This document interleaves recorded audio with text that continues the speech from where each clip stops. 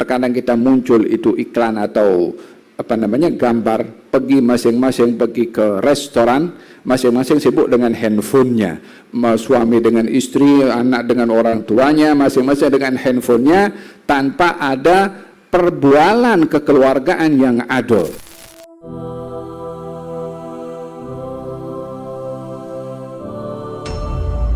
Dalam perjalanan Isra dan Mi'raj Nabi Muhammad sallallahu alaihi wasallam, yang perlu kita ambil hikmah adalah huququs suhbah, hak persahabatan. Yang kita lihat daripada persahabatan baginda Rasulullah dengan Jibril alaihi salam. Perjalanan itu ditemani baginda Rasulullah dengan Jibril ke beberapa tempat, dan Jibril memberikan taklimat kepada baginda Rasulullah. Didatangkan Burak, diberitahu kalau itu Burak. Kemudian singgah ke Baitul Maqdis, diberitahu keadaan Baitul Maqdis. Singgah ke kubur Nabi Musa, diberitahu juga. Singgah ke Baitul Lahmin, diberitahu juga.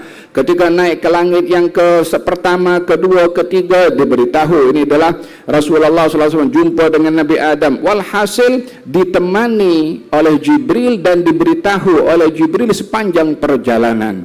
Ia adalah memberikan gambaran kepada kita bagaimana persahabatan antara baginda Rasulullah dengan Jibril alaihi salam, di mana menjadi sebab kepada baginda Rasulullah bertambahnya ilmu disebabkan oleh karena persahabatan.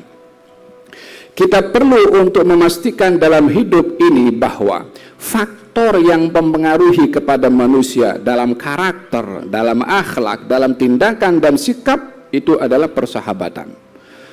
Menjalas janas. Siapa orang yang bersahabat dengan seseorang, dia akan menjiwai sikap dan akhlak orang itu. Oleh sebab itu Nabi bersabda tentang persahabatan ini, mengatakan al-mar'u ala dini khalilih falyanzur ahadukum man yukhalil. Seseorang itu berada pada agama temannya, hendaklah dia memastikan dengan siapa ia berteman. Kita kalau berteman dengan orang yang suka berbahas tentang bola sepak, maka hari-hari kita akan berbahas bola sepak.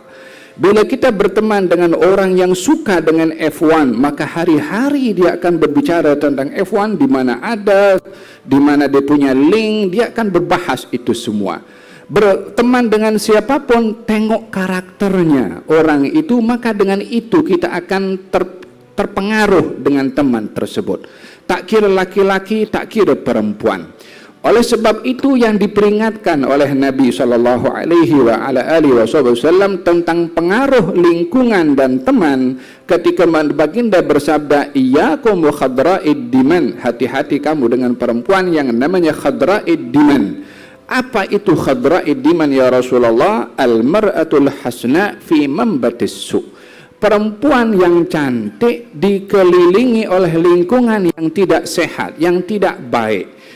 Ini bukan ingin menggambarkan perempuan saja, tapi ingin menggambarkan pengaruh lingkungan dan persahabatan yang mempengaruhi kepada seseorang.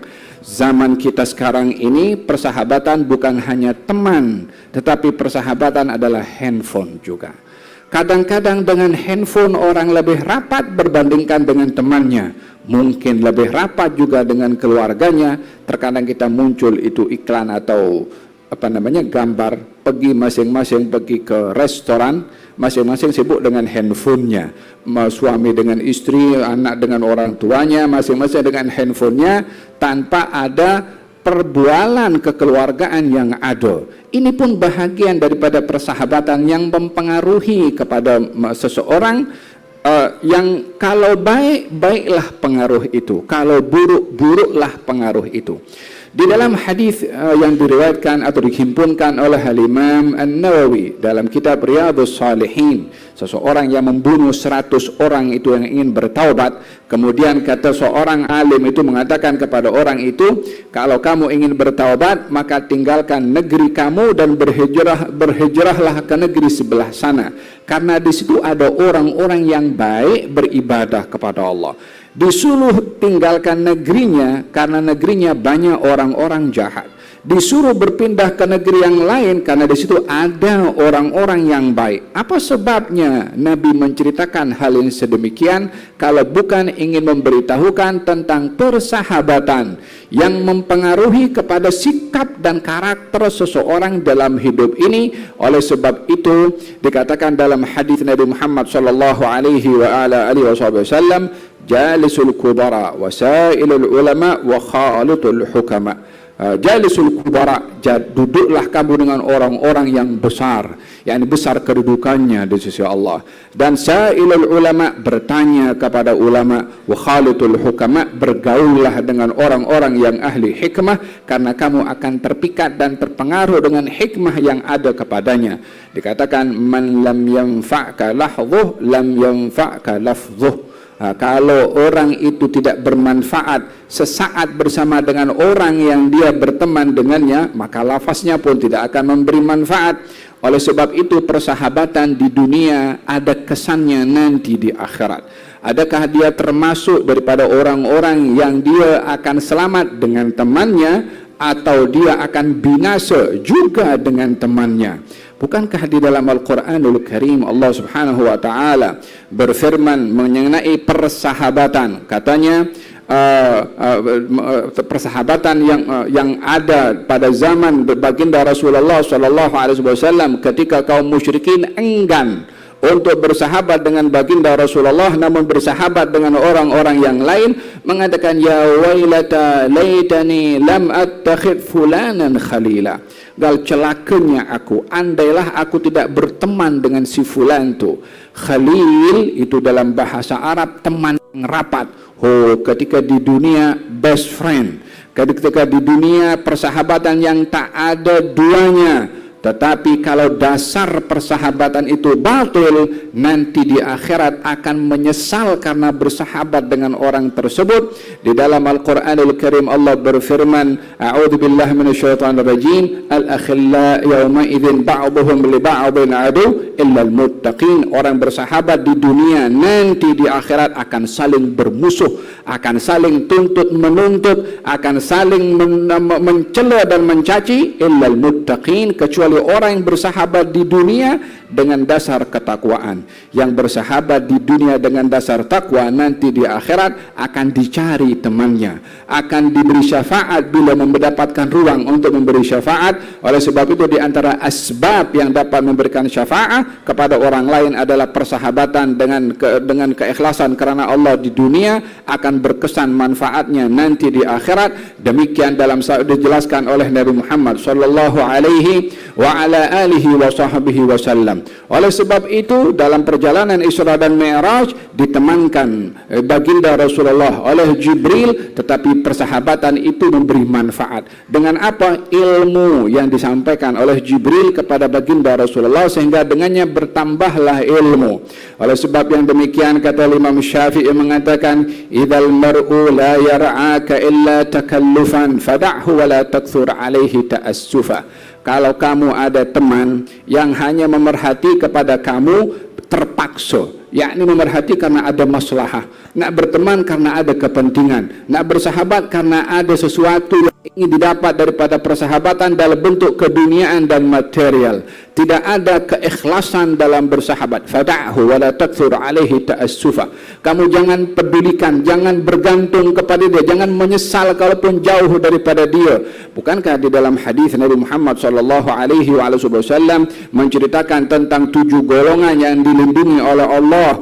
Tiada perlindungan kecuali perlindungannya Allah, adalah orang yang bertemu di dunia bersahabat kerana Allah dan berpisah pun satu dengan yang lain juga kerana Allah Subhanahu wa Ta'ala. Berteman di dunia, berpisah pun dengannya di dunia juga, tetapi di sisi Allah dinaungi oleh Allah di naungan yang tiada naungan kecuali naungannya Allah. Dengan apa? Persahabatan tadi yang manfaatnya sampai di akhirat.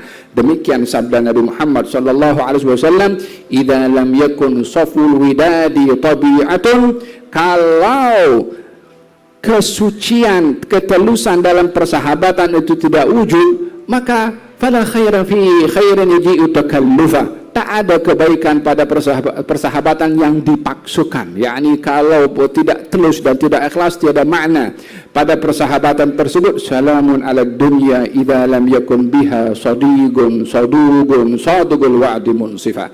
Kalau kamu tidak ada teman yang baik di dunia, ucapkan selamat tinggal kepada dunia. Khalas, ma'assalama ya dunia. Karena tidak ada persahabatan yang memberi manfaat kepada seseorang, yaitu teman yang baik, yang jujur, yang menepati janji. Demikian dijelaskan di dalam kata-kata Imam Syafi'i mengenai persahabatan yang kita ambil hikmah persahabatan daripada peristiwa Isra dan Mi'raj Nabi Muhammad sallallahu alaihi wa ala alihi wa sahbihi wasallam.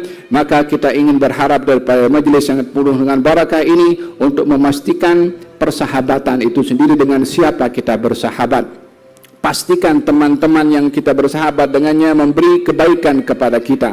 Gal kata baginda Rasulullah, ditanya, ya Rasulullah, ayyu julasauna khair, dengan siapa saya mesti berteman? Katanya, man dzakarakum billah ru'yatuh. Kalau kamu tengok kepada dia, kamu ingat kepada Allah Subhanahu wa taala.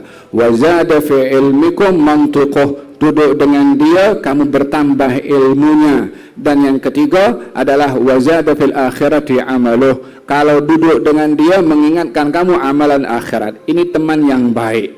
Teman yang baik sifatnya tengok pada dia, ingat kepada Allah. Maksudnya sentiasa dia berada dalam keadaan ibadah, dan perbualannya adalah mengenai ibadah, dan percakapannya menambahkan ilmu, perbuatannya mengingatkan kita akan akhirat. Demikian sifat-sifat persahabatan teman yang dijelaskan oleh Nabi SAW. Walaupun zaman ini adalah bukan tidak ada, tetapi jarang, tapi pastinya ada kalau kita sungguh-sungguh mencari. Kalau tidak, jadilah kita teman yang mempengaruhi